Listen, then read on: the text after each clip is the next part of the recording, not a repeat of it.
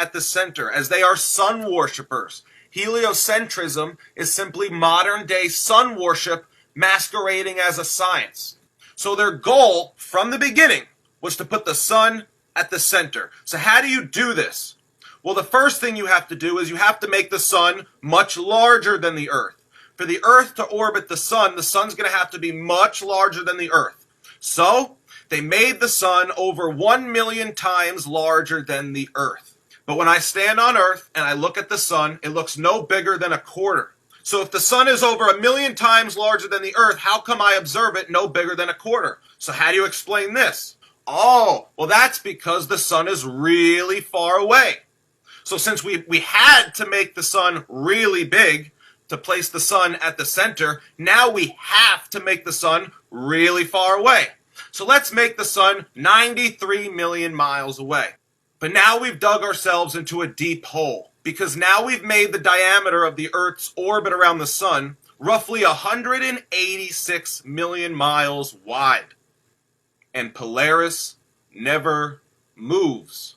The North Pole in June is separated from the North Pole in December by roughly 186 million miles, and yet both poles point to Polaris.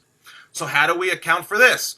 Oh, well, we're just going to have to make Polaris really, really, really far away to account for the fact that we see no observable parallax from June to December. So the only way to rationalize away this is to make Polaris over 2.55 quadrillion miles away. But I ask you, if Polaris is over 2.55 quadrillion miles away, how come I can see it?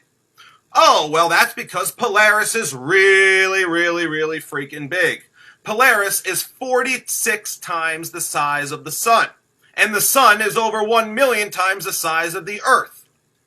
Every explanation has to be reverse engineered, because they started with an ultimate goal of placing the sun at the center. Every other fact that they create is reverse engineered to make this work. It's just like George Orwell said in his book 1984. The stars can be near or distant according as we need them. Do you think it's beyond our mathematicians to create a dual system of astronomy? This is exactly what happened in reality. All these men that we learned about who created the heliocentric model, they had to work collectively over the span of 2,000 years to reverse engineer this model. This model comes from man. This model is built on perfected mathematics that has no relation to reality, no relation to the truth. It's simply a reverse engineered masterpiece.